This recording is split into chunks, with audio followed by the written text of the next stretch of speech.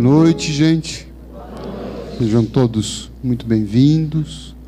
Nos sentimos honrados em receber todos, especialmente nesse mês em que o nosso grupo é um pouco mais antigo. Nós já existíamos antes do centro. Mas o centro, então, 8 anos nesse mês que nós estamos comemorando, com uma boa programação de palestras, a partir da semana que vem, né? Então, semana que vem nós vamos receber, me ajuda aqui o Valquíria, então Eulália Bueno, que vem da cidade de Santos, com uma vasta experiência, já fez palestra na nossa casa, palestra sensacional. Depois, dia 16, o John Harley, que vem da cidade de Pedro Leopoldo, cidade natal de Chico Xavier, vem trazer amigo pessoal do Chico, conviveu com ele. Então tem história, tem coisa que ele conhece do Chico, maravilhosa, e vem trazer esta palavra para nós. E depois, no dia 23, André Luiz Ruiz, da cidade de Campinas, né? Também já esteve em nossa casa, fez uma palestra memorável, e estará conosco, então, mais uma vez. Então, nós vamos receber aqui gente muito boa, né? E no último mês, uma palestrinha comum, estamos aqui juntos, esperando todos vocês. A única vantagem é que no último dia do mês, como é minha palestra, vai ter um bolo, então vocês venham por conta do bolo, pelo menos alguma coisa não vão sair mal, né?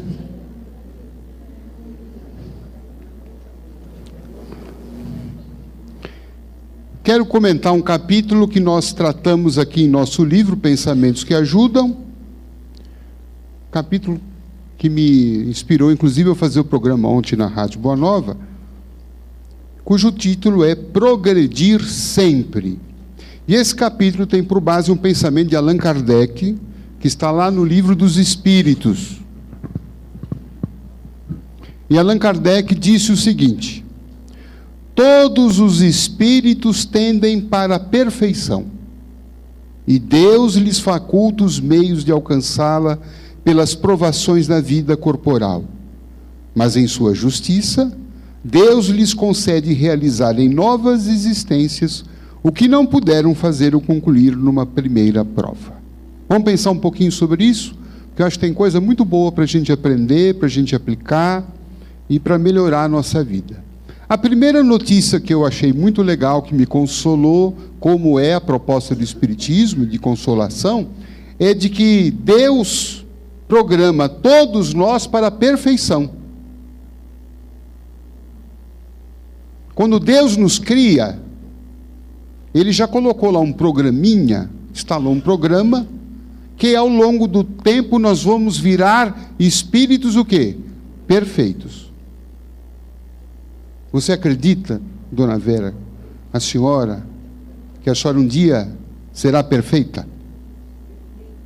Perfeita, perfeitinha da Silva, nenhum parente vai reclamar da senhora.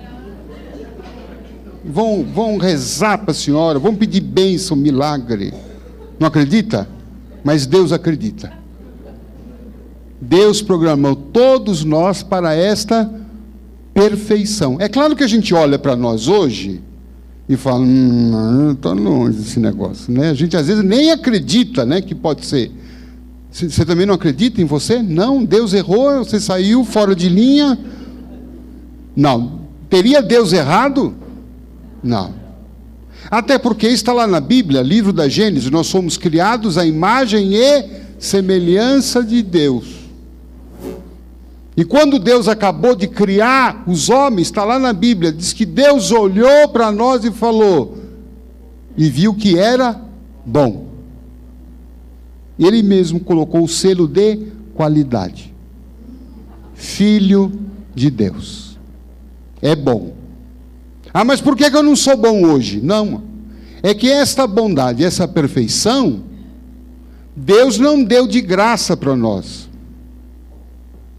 Isso é uma coisa que o quê? Que ela vai sendo assimilada e implantada ao longo dos tempos. Porque se Deus já colocasse, já nos fizesse totalmente perfeitos, sem que essa perfeição a gente soubesse adquiri-la, o que ia acontecer? não ia ter mérito. Legal, vou imaginar o seguinte. O que acontece? Você trabalhou, conseguiu através do seu trabalho guardar, vou imaginar no fim da vida, você guardou lá 100 mil reais. Hora extra, sábado, domingo. Você gastaria esses 100 mil reais à toa? Chegasse o vizinho para você, empresta 30 mil para mim que eu quero... Você ia emprestar ou não? Por que você não vai emprestar? Porque você sabe o valor, o sacrifício que foi aquilo. Agora eu vou imaginar que você já nasceu, ganhou uma mesada de 100 pau. De cara.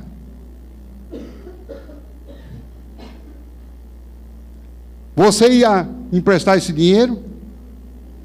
Qual é a chance de a gente gastar esse dinheiro de uma forma leviana? Não é bem maior? Bem maior. Por quê? Porque a gente não sabe o valor daquilo. Aliás, tem muita gente que ganha na loteria e ganha muito dinheiro, mas em pouco tempo perde tudo. E fica mais pobre ainda. Por isso que eu não jogo. Fica mais pobre ainda. Arruma inimigo, gente que interessado vem, quer matar, uma confusão toda. Então, quer dizer, Deus nos colocou aqui o projeto de uma perfeição. E essa perfeição, todavia, porém, ela deve ser o quê? Construída por nós. Então, aquela história, com todo o respeito, que Jesus já derramou o sangue na cruz e a gente não precisa fazer mais nada, não se sustenta muito. Então, Jesus já sofreu por nós. Então, o sangue dele, já nos deu a graça. Tudo bem, o sacrifício dele é incrível, mas foi dele. A luz é dele.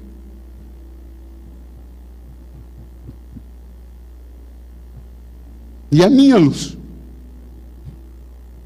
Tanto é que ele vem e fala, brilha a sua luz. Ele não fala, vou te dar minha luz, fica com você uma semana, você ajeita a tua vida e depois você me devolve. É isso que ele fala? Não. Ele fala, brilhe a sua luz. Quer dizer que nós temos luz. Só que cada um de nós que precisa o quê? Precisa brilhar, fazer.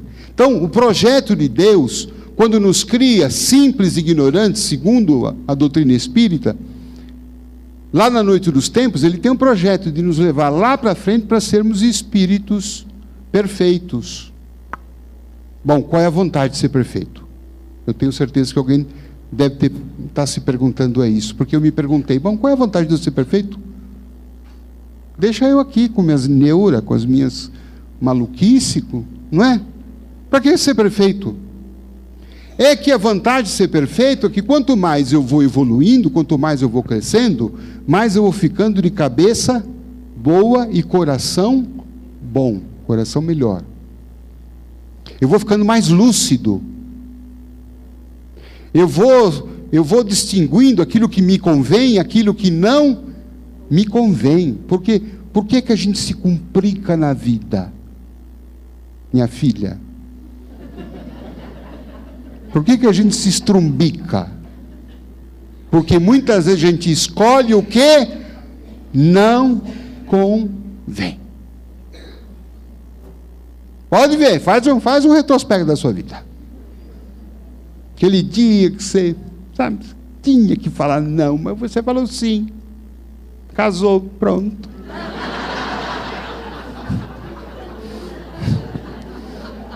Complicou. Né? Daí você já comeu, capitão, aquele almoço, comeu, encheu, não aguento mais nada. E alguém fala, mas tem sobremesa. Bom, mas tem um. Aí você vai lá, o zóio, vai lá e... Devia comer ou não? Não devia. Mas depois, não devia ter comido aquela azeitona que me complicou toda. Não é? Então, tudo na vida são escolhas e são resultados dessas escolhas. Jesus falou que a semeadura é livre, ou seja, cada um semeia o que quiser, mas a colheita é obrigatória. Nós vamos ter que colher. Às vezes eu acho que a vida é como um grande restaurante. Você entra lá, tem um cardápio. Você pode pedir tudo que tem no cardápio. Tem que pagar. Só que na vida é o seguinte, a hora que chegar a comida, você tem que comer. Quando chega a comida, você vai falar, não gostei muito da cara dessa comida, não. Traz outra. Não, você vai comer o que você pediu. O duro é quando chega uma comida melhor na mesa do lado que você não tira o olho. Aí a sua perdeu o gosto, né? Mas a vida é assim, aquilo que a gente pedir, a gente vai ter que comer. Pai Joaquim fala às vezes para mim, nós temos que dormir na cama que a gente arrumou. E é uma verdade espiritual. Então, nós estamos aqui nessa busca desta perfeição que vai sendo construída aos poucos. E Allan Kardec chega a dizer aqui o seguinte, que essa perfeição, como é que a gente vai construindo essa perfeição? Diz ele aqui, através das provações da vida. Olha que coisa interessante. A perfeição de cada um, ela vai sendo construída aos poucos através das provações, através dos obstáculos, através dos problemas. Por quê? Porque quando nós estamos diante de um obstáculo, de um problema, nós precisamos o quê? Depois que a gente reclamou, depois que a gente já ficou revoltado, depois que a gente já brigou com o mundo, brigou com Deus, e não adiantou nada. Não é verdade? Nada. Aí você fala, bom, briguei com todo mundo, o problema continua lá. E eu vou ter que resolver esse problema. E aí então você começa a pensar, o que eu tenho que fazer para resolver o problema? Eu preciso fazer isso, eu preciso fazer aquilo, eu preciso ser mais isso, eu preciso resolver, eu preciso falar com fulano, eu preciso me especializar nisso, eu preciso buscar uma outra solução, eu preciso ter mais fé, eu preciso ir no centro, eu preciso ser um homem mais corajoso, eu preciso, enfim, uma série de coisas que a gente vai entendendo e vai fazendo, e quase sempre nós vamos encontrando os caminhos. E depois, quando passa o problema, a gente diz assim, meu Deus do céu, olha, eu passei por isto. Eu achei que eu não ia conseguir, mas eu consegui. E a gente, depois que termina o problema, a gente se sente o quê? Mais forte, mais experiente, tem uma fé mais robusta, tem mais autoconfiança, é uma pessoa mais experimentada. E o que aconteceu nesse período? A gente o quê? Subiu um degrau. Nós estamos mais lúcidos. Por isso que se diz espírito de luz, porque ele tem lucidez, tem mais entendimento. Veja como muitas vezes a gente pode crescer numa fase de doença. Olha, as maiores conversões de fé eu tenho visto de pessoas em fase de doenças. Como as pessoas se modificam, como elas se transformam. Algumas, né? Algumas, outras ainda ficam naquela fase, né, da rebeldia, da não aceitação, né? Mas algumas, quando sentem uma doença que nos ameace a vida, ou que traga uma limitação muito grande, a gente fala, puxa vida, o médico falou que se eu continuar assim, eu não vou muito longe. Xiii. Ou então o médico falou que eu só tenho tanto tempo de vida. Aí então, quando a gente sente que a morte pode estar chegando, a gente começa a reavaliar a própria vida. Aí você fala, peraí, se o médico está certo, eu só tenho mais tanto tempo, como é que eu vou viver mais esse tanto tempo? Eu não quero mais viver do jeito que eu estava vivendo antes. E muitos dizem, nossa, doente eu era antes. Olha que vida que eu estava louca que eu estava vivendo. Olha como eu era maluca, como eu era doida, como eu era estressada, como eu desperdiçava o tempo, como eu desperdiçava as oportunidades, como é que eu dava muita importância a coisas pequenas e as coisas grandes eu não dava importância. Como eu ficava preocupado com os outros, não me preocupava comigo. Como eu queria cuidar de todo mundo e não cuidava de mim. Como eu queria ser a maravilhosa para todo mundo e para mim eu era uma carrasca. E agora o médico falou assim,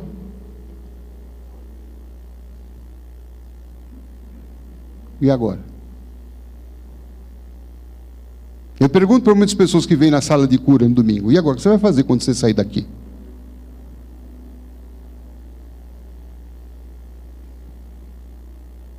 Vai voltar para aquela vida? O que você quer fazer agora? Eu quero voltar para aquela minha vida antes, assistir televisão, ficar lá, jogando dominó.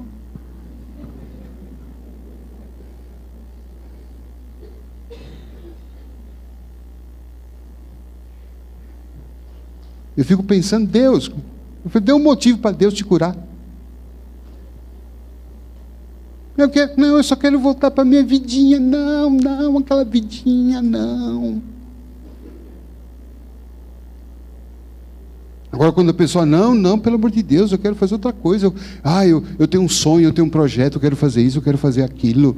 Eu não quero ser mais aquela louca. Aí eu falo, opa. Ela está o quê? Progredindo. Ela não quer ser mais a mesma pessoa. Isso quer dizer que ela quer o quê? Ela quer melhorar. Então ela quer avançar. Progrediu, a lei do progresso, lei da evolução, diz assim, olha, não preciso mais atormentar esse homem. Ele já entendeu o recado. Ele já percebeu que ele precisa mudar e ele está mudando. Então vamos agora procurar um outro. Vai encontrar. Muitos. Não é? Quando a lei percebe que a gente está estagnado, parado, que a gente já podia estar rendendo mais e está fazendo menos, a lei então cutuca a gente. Cutuca através do quê? Problemas, doenças, obstáculos, vazios, prejuízos, alguma dificuldade. A vida trava, a vida para. Quando a gente diz, minha vida parou. Quem é que parou? Fomos nós, que não estamos crescendo enquanto pessoa. Por isso que o grande incidente de doença, sobretudo nos homens, é quando eles se aposentam.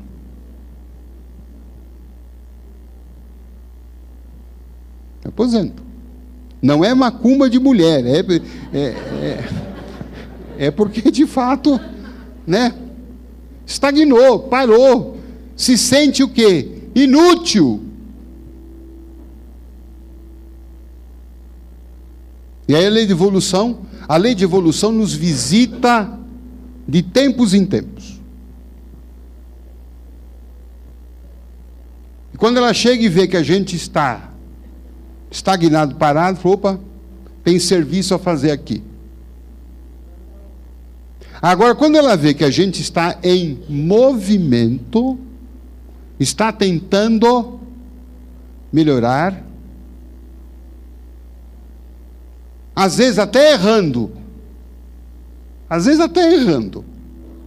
Mas a vida diz assim, não. Está se movimentando, está errando. Mas já já ele encontra. Já já ele acha o lugar dele.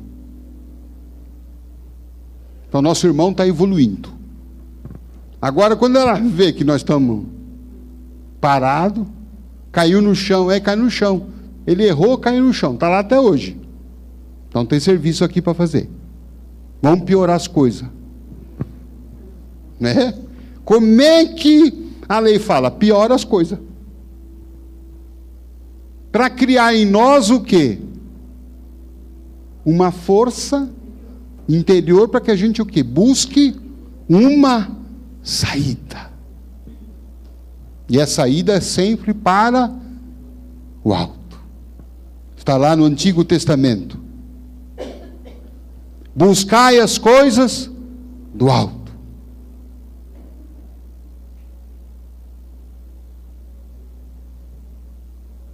Vocês lembram lá da história do Antigo Testamento? Depois o Monsenhor me ajuda aqui. Daquela mulher que virou sal, a estátua de sal. Mulher de Ló. Não é o pão de Ló. É o Ló. Que Deus falou para Ló: busque as coisas do alto e não olhem para trás. Mas vocês sabem como é que é mulher.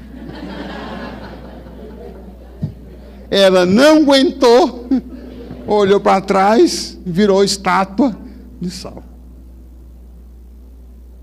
Então, o que é que Deus está falando sempre para nós? Você teve problema, teve prejuízo, teve desfalque, teve fracasso, teve doença. Não olhe para trás. Busque as coisas do alto. E siga. Siga na fé, com mais amor, com mais atitude, com mais autoconfiança. Que nós vamos ver que depois que nós chegar a andar um pouquinho, nós vamos ver que a situação melhorou para todo mundo. Hoje eu estou bem melhor, graças a Deus passou aquela fase. E você vai ver, estou numa vida melhor, sou uma pessoa melhor, já entendi muitas coisas. Não é assim? Então por isso que esse projeto de Deus nós temos que olhar. Quando chegou uma aprovação, falava Chico Xavier, quando chega uma aprovação, dê graças a Deus. Porque é a hora de promoção. É hora de subir um degrau. É hora de evoluir. Então vamos facilitar. Vamos facilitar essa evolução? Não vamos ficar olhando para trás. Por que é que foi me acontecer isto? Não. Essa é a pergunta mais depressiva que pode ter na nossa vida. Por que é que isso foi me acontecer? Porque essa pergunta nos leva para onde, gente? Para o buraco. E geralmente para resposta alguma. A gente não sabe o que está na cabeça de Deus. A gente só sabe que os planos dele são melhores do que os meus. E é isso que a gente tem que confiar. Os planos de Deus são sempre melhores que os meus. Eu às vezes não entendo os planos dele, confesso a vocês. E falo assim para ele, não entendi até agora. Mas eu confio. Eu confio. Que eu sei que disso daqui vai sair uma coisa melhor. Allan Kardec já falava isso, todo mal encerra um grande bem. Paulo o apóstolo já falava, em tudo dai graças a Deus. A sua sogra chegou domingo, 6 horas, na sua casa. Você vai em tudo dar graças a Deus. Graças a Deus a senhora veio. E graças a Deus a senhora vai embora logo.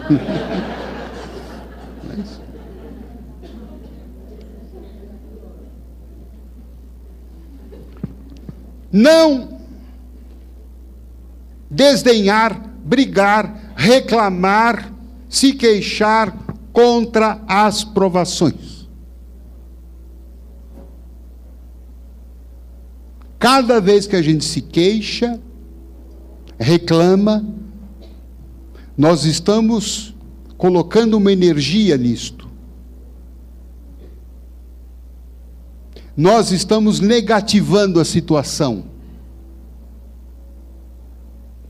O Espírito Emmanuel falou que todos nós somos, a nossa mente é uma poderosa usina de forças. Veja a palavra que ele usou. É uma poderosa usina de forças. E que forças são essas? Forças magnéticas. Quando vocês estão recebendo o passe, além do auxílio que vem dos bons espíritos, vocês também estão recebendo as forças magnéticas de cada médium. Aquele magnetismo, aquela força que vem. Quando eu falo, minha vida está uma droga, eu estou energizando a minha vida com o meu magnetismo. O meu magnetismo de droga. Porque o magnetismo é uma força neutra. Quando a gente diz com Paulo, em tudo dou graças a Deus, eu estou magnetizando positivamente a minha vida. Quando disse, minha vida é uma droga, eu sou uma droga, meu filho não tem jeito, esse emprego é uma porcaria, eu estou colocando a energia da porcaria, da droga, em cima daquela situação. Qual é o resultado disso, consequência disso? Aquela situação tende a piorar, a se agravar.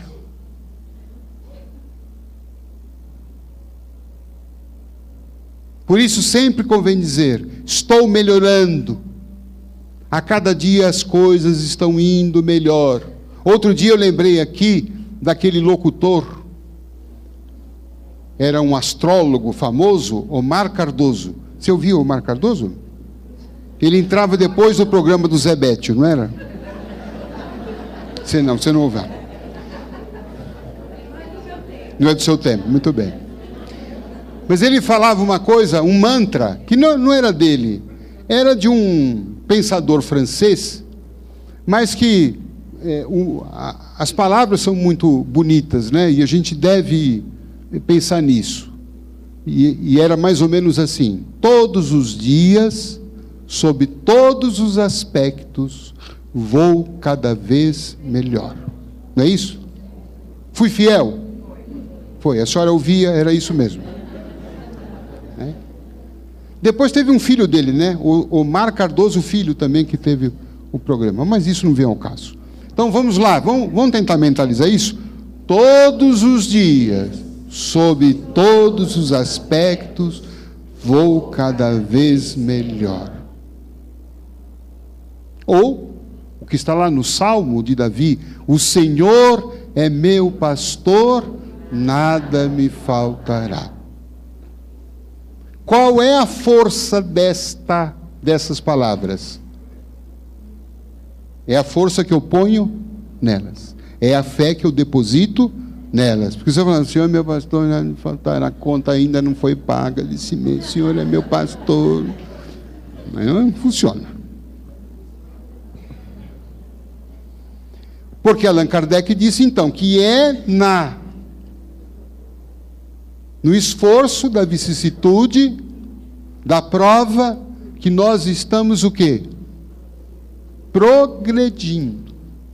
Então, por exemplo, se nós temos, muitas vezes, uma convivência com alguma pessoa difícil, não sei se isso acontece com vocês, né? Todo mundo, tem alguém difícil na família? Não tem.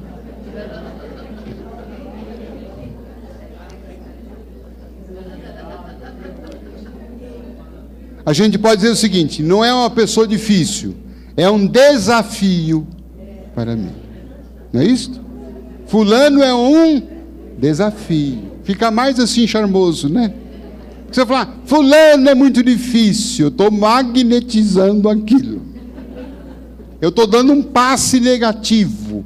A coisa vai ficar mais difícil. Fala, não, ele é um desafio para o meu amor. Não é isso? Todos nós temos. Mas muitas vezes aquilo, o que é? É uma prova para demonstrar a nossa evolução. Vamos imaginar que antes de reencarnar, Deus percebeu que você era uma pessoa muito impaciente. Estourado, estressado, ansioso. Quer tudo para ontem. E você, Deus, eu quero exercitar a minha paciência. Deus disse sim. Deus me deu o dom da paciência. Diz, vou mandar para você. E como é que ele resolveu? Como é que ele mandou esse dom? Ele botou na nossa família, na nossa convivência, algum encapetado, endemoniado, alguém que vai, o quê? Exigir de nós que a gente seja o quê? Paciente. Como é que a gente ia desenvolver paciência? Se não tiver um doido do nosso lado, que nos desafia a todo momento. Não é isso? Tem outro jeito? Deus me dá força para ser paciente. Ele vai mandar uns problemas, né? Deus, eu preciso ser corajoso. Olha, não peça isso. Que ele vai te colocar numa fria. Você vai ver que ou a gente é corajoso ou a gente desencarna. Não é isso?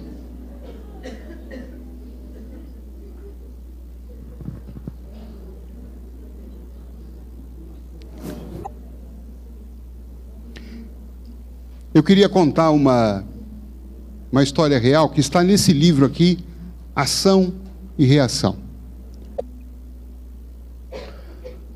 E numa das tarefas espirituais dele ali, ele estava tentando convencer 2 espíritos que estavam perseguindo uns familiares encarnados. Esses familiares aprontaram e mataram os 2. E eles lá no mundo espiritual estavam o quê? Perseguindo. Querendo o quê? Vingança. Querendo prejudicá-los. E o Silas foi tentar o quê? Levar paz, apaziguar. E começou a falar com eles, meus irmãos, vamos perdoar, vamos entender, vamos, né? Aquele discurso de paz e pacificação. Um deles virou para o Silas e falou assim, o que é? Você é padre? Ele falou, não. Eu sou alguém também que estou tentando buscar paz no meu coração. Por quê? Eu vou contar para vocês a minha história. E aí ele então narrou a história nesse livro. E o Silas então disse, e todo mundo começou a ficar assim, boquiaberto com a história que ele contou. Porque aquele instrutor tão elevado disse o seguinte, na minha última encarnação, eu nasci numa família abastada. Meu pai era advogado, foi muito próspero. E eu nasci em meio a muitas facilidades materiais. E eu percebi em mim que desde pequeno eu tinha uma paixão por dinheiro muito grande.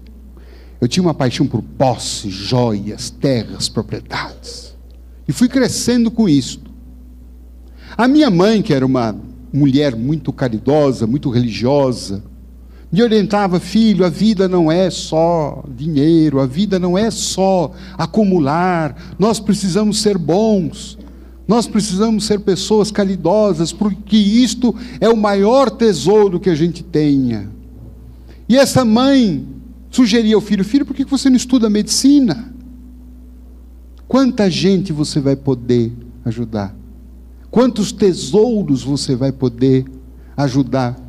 Consultando pessoas que não podem pagar. E ele pensou, falou assim, eu vou seguir o conselho da minha mãe, mas não é para ajudar pobre não, eu quero realmente ser médico para pegar gente rica, doente, porque aí já sabe que é, já vai, já retira, né, tudo, né, como é que é. Tem até uma historinha que um pai médico, né, Um homem muito próspero. O filho se formou médico, e quando o filho se formou, ele falou para o filho: filho, a partir de hoje, eu vou entregar meu consultório para você. Então, você assume toda a minha clientela. E o filho, agradecido, assumiu. 2 meses depois, o filho encontra o pai: pai, tem uma coisa para contar para você. Você lembra aquele paciente do senhor? O senhor Benedito? Eu lembro. Você lembra que ele tinha uma enxaqueca? Já tinha uns 30 anos aquela enxaqueca. O senhor tratava dele? Lembro sim. Pois é. 2 meses eu curei ele, pai. É, filho. 2 meses você curou? É, 2 meses curou. Pois é, filho. Foi a enxaqueca do seu Benedito que pagou seus estudos, viu, filho? Eu só queria dizer isso para você. Mas tudo bem. Mas o Silas, ele foi com essa mentalidade de fazer da medicina um comércio. Acabou se formando, mas no meio do curso a mãe morreu. Quando ele viu o inventário da mãe, ele falou: que medicina o quê? Engordou os olhos, porque ele descobriu que a família era mais rica do que ele imaginava. Então ele começou a cuidar do inventário, das propriedades, da posse. Paizinho para cá, paizinho para lá, deixa que eu cuido disso, pai, e ele tal. Até que ele descobriu que o pai começou a se engraçar com uma moça. Por quê? Ixi. Uma moça bem mais nova. O pai já estava com mais de 60. Se bem mais de 60 não é. Não é. É. A idade vai passando, a gente tem que modificar algumas coisas, né? Tão jovem ainda, né? E se encantou com uma moça de 30 anos. E surgiu uma paixão muito grande.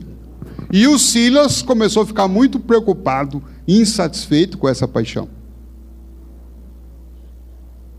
E começou a tentar convencer o pai: pai, tira isso da cabeça, né? Você sabe que mulher só atrapalha a nossa vida, só arruína a nossa vida, e não sei o quê, para ali, para lá. Mas o pai estava apaixonado e acabou se casando com a moça. E então, a paixão dele, né? Ele começou a se sentir inseguro. E falou: essa mulher vai atrapalhar todos os meus planos.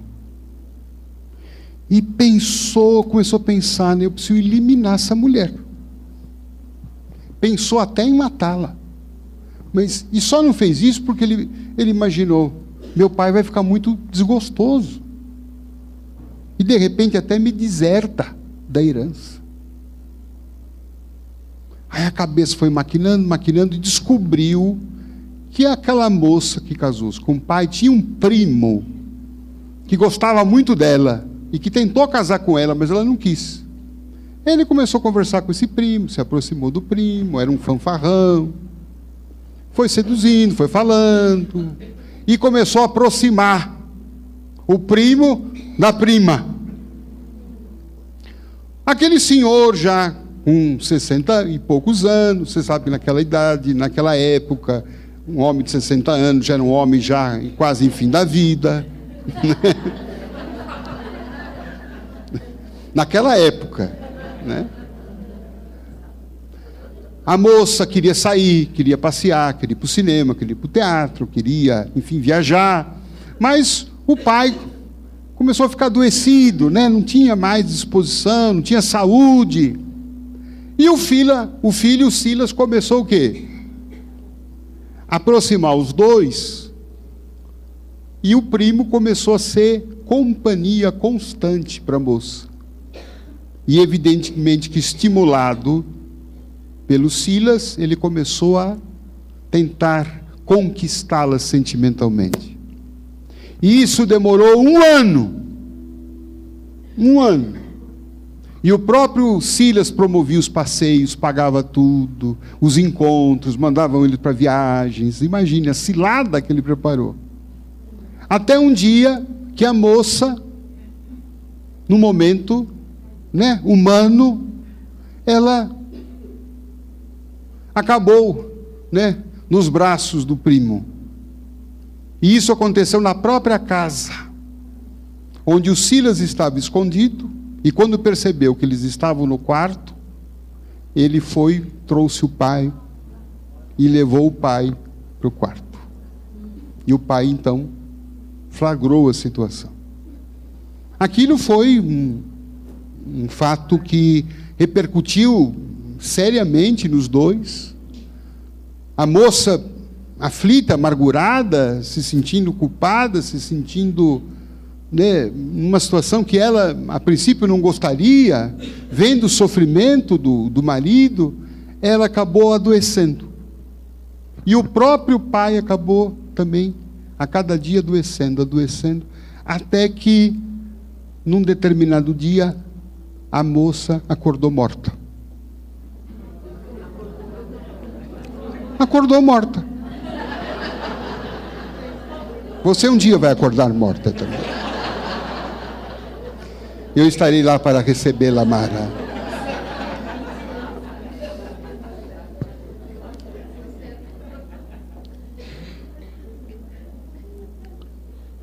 Os médicos chamados disseram: ela se envenenou.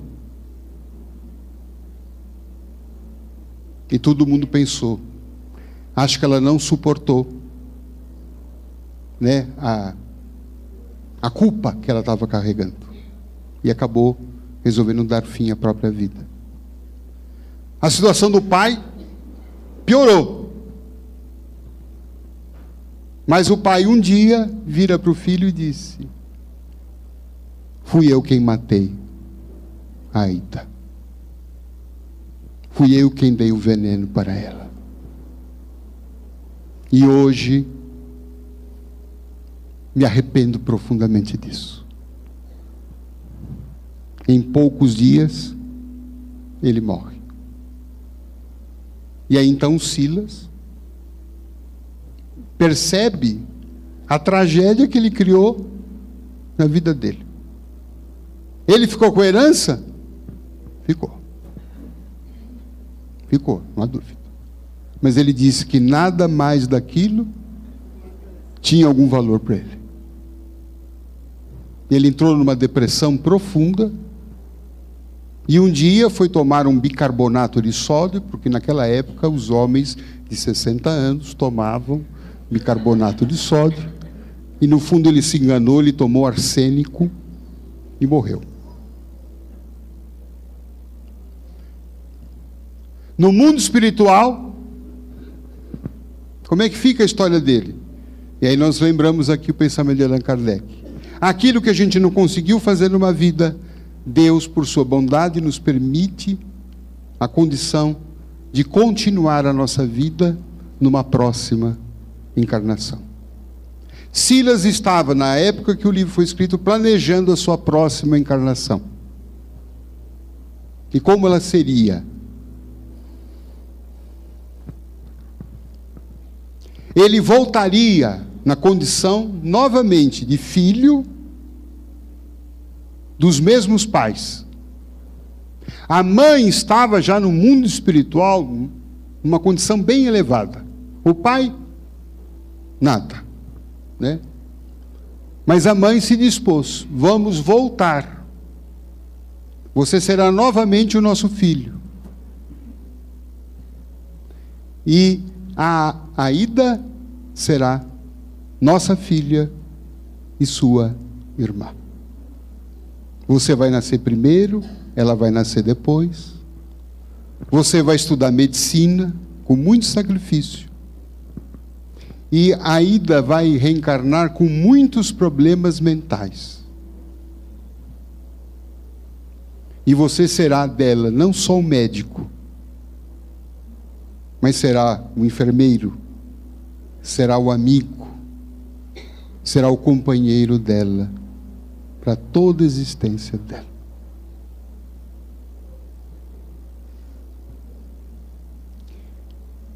E aí então aquelas pessoas perguntaram para ele: você vai reencarnar já? Ele disse: Quem dera eu pudesse. Eu ainda não achei a ida no mundo espiritual. Faz 20 anos que eu a estou procurando.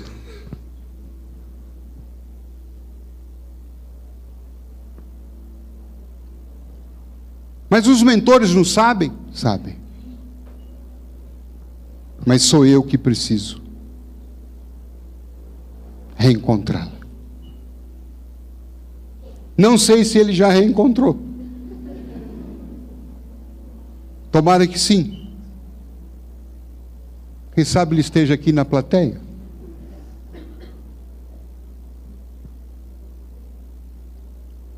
Mas quando ele vier para este mundo, é provável que ele tenha ímpetos de reclamar da irmã. Ele tenha ímpetos de reclamar da vida difícil econômica que ele vai ter. Ele tenha ímpetos de largar a família, de não se dedicar àquele parente difícil, que está tirando o direito dele de ser feliz. Talvez mal sabendo que a única felicidade possível para ele seria ser o companheiro, o amigo, o irmão da própria irmã. Porque sem resolver esse conflito com ela, os mentores da luz disseram para ele: Silas, você não pode subir aos céus ainda, aos planos mais elevados, sem reparar esse erro com essa irmã. Então, nós provavelmente temos esses desafios hoje em nossa vida. Desafios de conviver com parentes difíceis. Aquele parente que todos os outros parentes deram as costas. Que os irmãos não querem mais saber, que ninguém quer mais saber, e que a coisa só sobrou para nós. Eu tenho mais 7 irmãs. Todas sumiram. Bendiga. É a tua Aida que voltou. E a oportunidade é nossa. De ser feliz, com a nossa consciência em paz, por ter conquistado, reparado um erro de conduta que hoje a misericórdia divina nos possibilita, diante das provas que nós temos, dos desafios que nós temos, das incompreensões, das pessoas difíceis. Vamos lembrar, estamos voltando à cena terrestre. Estamos trazendo no passado os compromissos com os quais nós provavelmente derrapamos. E sem que ninguém nos julgue, Deus está colocando ao nosso lado as pessoas com as quais nós estamos aprendendo a amar. E aprendendo a amar, nós podemos evoluir.